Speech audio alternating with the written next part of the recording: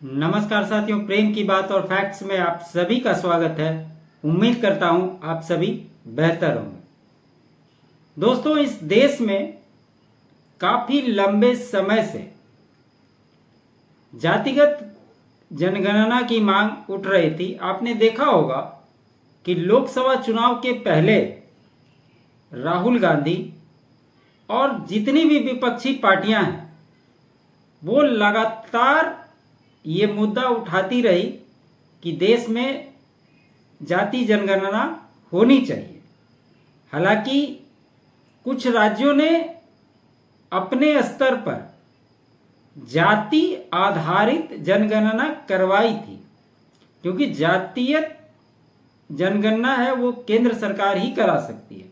इसमें नीतीश कुमार ने बिहार में, कांग्रेस की सरकार कर्नाटका में और एक तेलंगाना में हुआ था। हालांकि बिहार में जब नीतीश कुमार ने जनगणना करवाई थी तो उसका डाटा भी रिलीज किया और उसमें बताया कि कौन सी जाति कितनी है। हालांकि लोग उस पर भी संतुष्ट नहीं हुए। लेकिन अगर आप बात करेंगे कर्नाटका और तेलंगाना की, तो वहां पर जो जनगणना हुई उसकी डेटा को रिलीज नहीं किया गया। और जब इस देश में केंद्र में कांग्रेस की सरकार थी, उस समय भी मनमोहन सिंह जी प्रधानमंत्री जब थे, जाति जनगणना हुई थी, लेकिन उसका डेटा रिलीज नहीं हुआ था। कई बार लोग सवाल पूछते रहे कि आखिर डेटा रिलीज क्यों नहीं किया। और आज कैबिनेट की बैठक के बाद ये कहा गया कि इस देश में जातिगत जनगणना कराई जाएगी। अब इससे देखिए क्या फायदे हैं और क्या नुकसान है, आज उसी बात की चर्चा करेंगे। सबसे पहले तो इस घोषणा के बाद भले ही अलग अलग दल अपने पीठ को खुद थपथपा रहे हैं कि मेरे कहने से केंद्र सरकार को झुकना पड़ा और ये निर्णय लेना पड़ा। कोई अपने आप को समाजवादी कह रहा है और कोई किसी को संघी बता रहा है। और इसमें सबसे पहला नाम लालू यादव के ट्वीट को भी आप जाकर के देख सकते हैं। बात ये नहीं, अब इसको समझिए कि इसको किस तरह से मोदी सरकार ने सही टाइमिंग के साथ इसकी घोषणा की, इसके क्या फायदे होंगे। आप सभी जानते हैं कि इस साल के अंत तक बिहार में विधानसभा के चुनाव होने, और जब चुनाव होते तो निश्चित ये मुद्दा फिर से कांग्रेस या आरजेडी या समाजवादी पार्टी, ये सारे लोग उठाते रहे समय समय पे। अब ये मुद्दा ही खत्म हो गया। जब सरकार ने इसकी घोषणा कर दी तो ये किस मुंह से इसको उठाएंगे। भले इसकी प्रक्रिया क्या होगी, किस प्रकार से ये काम करेगी, कितना सफल होगी, ये देखने वाली बात होगी। इस पे क्या रोड मैप तैयार होता है और पहले किस प्रकार से ये जनगणना होते थे, क्या पूछा जाता था, इसकी भी चर्चा इस वीडियो के माध्यम से करने जा रहे हैं। तो जैसा कि मैंने बताया कि कर्नाटक में ये हुआ, बिहार में हुआ, लेकिन इस पे विवाद लगातार बरकरार है। जाति जनगणना होना अच्छी बात है, लेकिन जातियों को वर्गीकृत कैसे किया जाए, यह एक बड़ा मसला है। क्योंकि कई सारी जातियों में सेम टाइटल होते हुए भी उनका जो कैटेगराइजेशन है वो बदल जाता है। इसके कुछ एग्जाम्पल मैं आपको बताता हूं। जैसे क्षत्रिय और राजपूत हैं तो उच्च जाति को आप मानते हैं, स्वर्ण समाज से आते हैं, लेकिन कहीं ये स्वर्ण समाज में आते हैं और कहीं इनकी गिनती पिछड़े में होती है। वैसे ही एक और एग्जाम्पल आपको मैं बताता हूं। गौड़ एक जाति है, एक गौड़ है जो ब्राह्मण में होता है, एक गौड़ जाति और है। उत्तर प्रदेश के आजमगढ़ जिले में ये समाज पिछड़ी जाति में आती है, और सोनभद्र जिले में चले जाइएगा तो ये आदिवासी कैटेगरी में आती है। अब जब आप इसकी गणना करेंगे तो इसको किस कैटेगरी में डालेंगे, ये भी एक सवाल। वैसे ही जो निषाद समाज है, मल्लाह जिसको कहते हैं, इसमें भी कई सारे निषाद हो गया, मल्लाह हो गया, केवट हो गया, बिंद आते हैं। इस समुदाय में करीब करीब 150 कैटेगरी है, लेकिन आज तक इनको एक टाइटल नहीं दिया गया कि ये किस कैटेगरी में अपने आप को सम्मिलित करें। अब ये सोचिए कि 150 कैटेगरी में ये जातियां हैं, आप इसको कैसे कैटेगराइज करेंगे। तो ये सारे जो मसले हैं, ये जब जातिगत जनगणना होगी तो ये सब आने वाले, क्योंकि अभी इस देश में 6000 से 7000 जातियां हैं टोटल, और अगर आप उनको कैटेगराइज कीजिएगा और इस तरह के डिफरेंसेस आएंगे तो इसको कैलकुलेट आप कैसे करेंगे, यह भी अपने आप में एक बहुत बड़ा सवाल है। इसलिए जाति जनगणना के साथ साथ सरकार को आर्थिक जनगणना भी करानी चाहिए। इससे क्या होगा कि किसकी कितनी कैपेबिलिटी है वो भी थोड़ा सा सामने आना जरूरी है।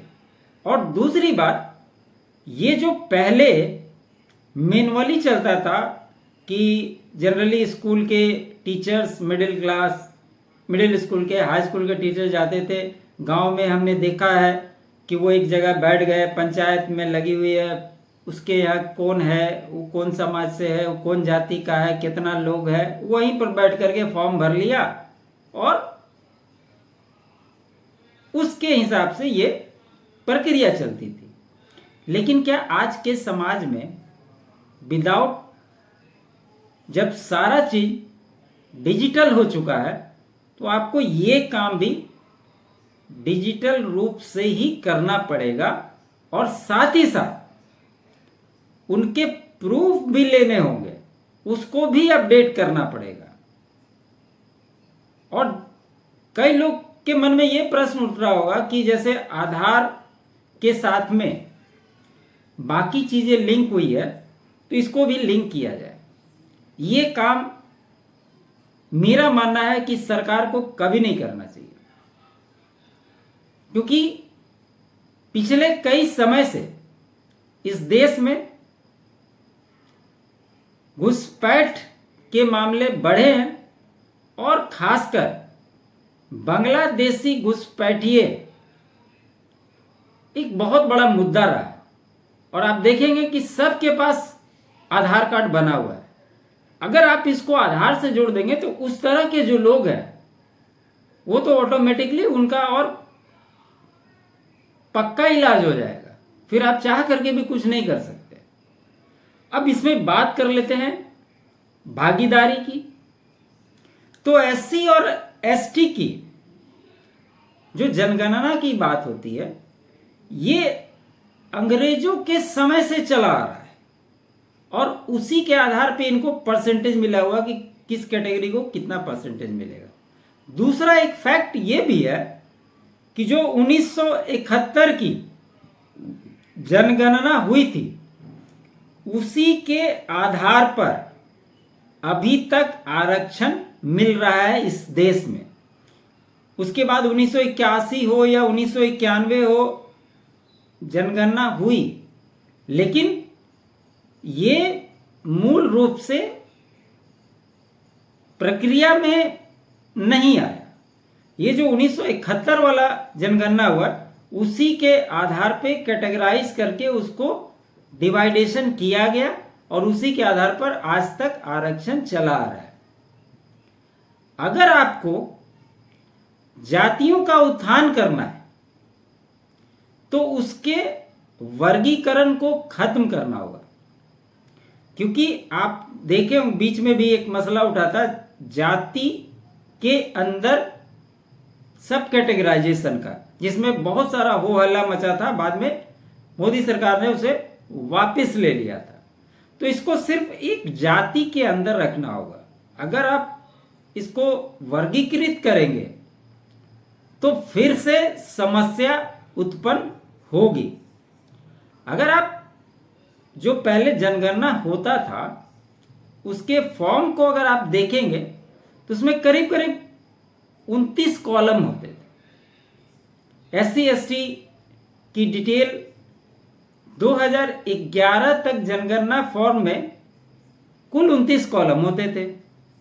इनमें नाम, पता, व्यवसाय, शिक्षा, रोजगार और माइग्रेशन जैसे सवालों के साथ केवल SC और ST कैटेगरी से ताल्लुक रखने का रिकॉर्ड लिया जाता था, टिक लगा दिया जाता था। इसके अलावा शादी हुई, कितने बच्चे हैं, कहाँ तक पढ़े लिखे हैं, क्या कमा रहे हैं, कैसे, ये सारा चीज़ उसमें पूछा जाता। तो इसके हिसाब से इसको किया जा रहा था। अब जाति जनगणना के लिए इसमें एक्स्ट्रा कॉलम जोड़े जा सकते हैं, ऐसा माना जा रहा है। जातिगत जनगणना को सफल बनाने के लिए इसका सबसे सरल तरीका है कि इसको जिला अनुसार करना पड़ेगा।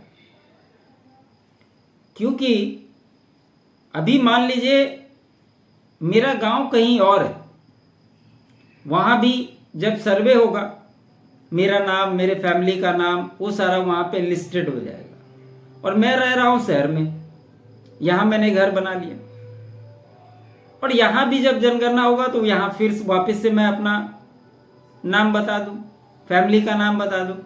तो ये दो जगह जब हो जाएंगे और अगर इसका पंजीकरण नहीं होगा, रजिस्ट्रेशन नहीं होगा, ये डिजिटल नहीं होगा, उसके कोई आईडी नहीं होंगे, तो आप कैसे फाइंड आउट कीजिएगा कि ये बंदा वहां था, यहां पे दूसरा है। इसलिए उस तरह के पहचान पत्र को उसके साथ सम्मिलित करना पड़ेगा कि अगर कोई दोबारा उसको डाला तो पता चल जाए कि इसका ऑलरेडी हो चुका है। जैसे एक बार आप आधार का स्कैन करते हैं तो उसके नीचे आधार नंबर को भी आपको मेंशन करना पड़ेगा कि दोबारा फिर से अगर वो आप डालते हैं तो वो ऑटोमेटिकली शो कर देगा कि इसका ऑलरेडी रजिस्टर्ड है। तो सरकार इसको किस तरह से तैयार करती है और किस प्रकार से इसको आगे ले जाती है, यह भी देखना दिलचस्प होगा। तो इस तरह के समस्याएं इसमें हैं। एक और उदाहरण देता हूं आपको। उत्तर प्रदेश में नायक समाज एक जाति है जो मूल रूप से महाराष्ट्र के हैं और महाराष्ट्र से उत्तर प्रदेश में आकर बसे। ये जातियां महाराष्ट्र में ब्राह्मण समाज को बिलोंग करती हैं। और अगर आप उत्तर प्रदेश के गोरखपुर में जाएंगे तो ये ST कैटेगरी में आती है। और वहां से बगल आजमगढ़ में चले जाएंगे तो ये OBC कैटेगरी में आ जाती है। अब इसको आप कैसे फाइंड आउट करेंगे कि ये किस समाज को रिप्रेजेंट करते हैं। तो इस तरह की बहुत सारी चीजें हैं जो आइडेंटिफाई होनी जरूरी है। इसकी क्लियरिटी के बिना इस जातिगत जनगणना का कोई मतलब नहीं बनता। अब जैसे मंडल की बात करो, बंगाल में मंडल लोग लिखते हैं वो अलग कैटेगरी में आते हैं। झारखंड में भी मंडल है, वो अलग कैटेगरी में आते हैं। बिहार में भी मंडल है, वो अलग कैटेगरी में आते हैं। तो अगर ये आप सेपरेट नहीं कीजिएगा तो कौन से मंडल किस कैटेगरी में आ रहे हैं आप कैसे जज कीजिएगा? एक ही मंडल, कोई एसटी हो जाएगा, कोई ओबीसी हो जाएगा, कोई स्वर्ण हो जाएगा, तो फिर तो बात वही होगी। तो ये सारी समस्या होगी, और ये सारा होने के बाद जातियों के हिसाब से ही योजना बनानी पड़ेगी सरकार को, क्योंकि कैटेगरी और सब कैटेगरी में अगर सरकार चली जाएगी तो फिर इसी प्रकार का समस्या बन जाएगा। बहुत लोगों को ये लगता है कि स्वर्ण समाज से जो लोग आते हैं उनको तो आरक्षण का कोई लाभ नहीं मिलता। जनरल कैटेगरी में आते हैं, हर चीज़ में उनकी अपनी मेहनत, उनकी क्षमता, उनके प्रदर्शन के आधार पर ही वो हर चीज़ अचीव करते हैं। तो दोस्तों, सवाल ये है कि आज के इस देश में, इस समाज में आप कैटेगरी आरक्षण एक साइड आप रख दीजिए, अगर आपके अंदर क्षमता होगी तो ये आरक्षण और कैटेगरी का कोई मतलब नहीं बनता है। जो अपने आप को पूर्ण रूप से सक्षम मानते हैं हर चीज में, पढ़ाई लिखाई से लेकर हर चीज में, और उनकी मेहनत जब रंग लाएगी तो उनका नौकरी कोई रोक सकता है क्या इस देश में? और कई सारी ऐसी जातियां जिनको आरक्षण मिला हुआ है काफी ज्यादा, चाहे ओबीसी हो, एसटी एसटी हो, तो उससे क्या फर्क पड़ जा रहा है? इस देश में सरकारी नौकरी कितने परसेंट है? अगर इस देश की पूरी आबादी को अगर आप जोड़ लें तो सरकारी नौकरी करने वालों की संख्या कितनी? 2 से 3 करोड़।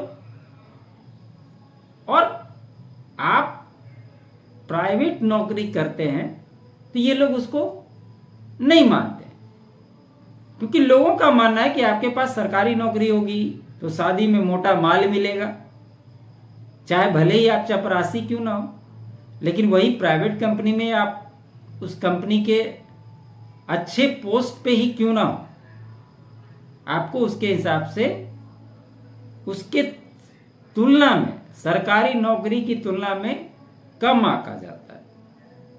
ये इस देश की विडंबना है।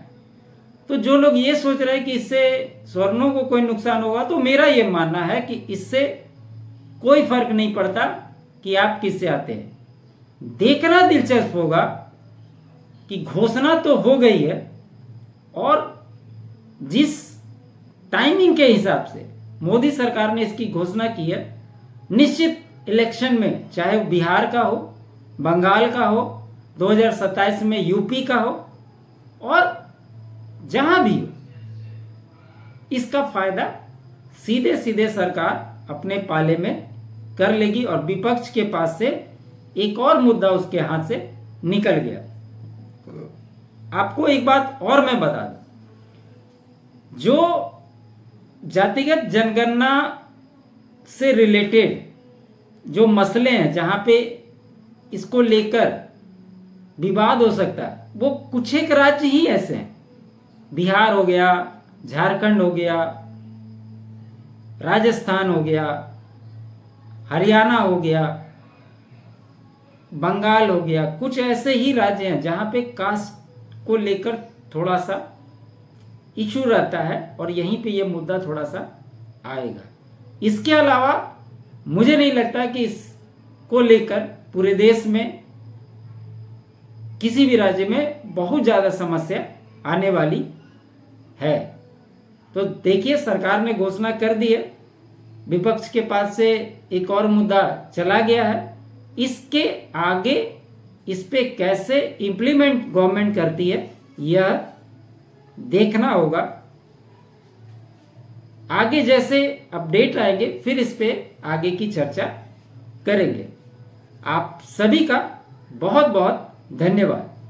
अगर आपको वीडियो अच्छा लगे तो लाइक कीजिएगा, शेयर कीजिएगा। चैनल को सब्सक्राइब नहीं किया तो आप सभी से रिक्वेस्ट है चैनल को सब्सक्राइब जरूर कर लेंगे। मेरा अल्टरनेट चैनल फैक्ट्स, उस पर भी रेगुलर वीडियोस जाते हैं, उस चैनल को भी आप लोग सब्सक्राइब करें। आप अपना कंट्रीब्यूशन चैनल के लिए दे सकते हैं।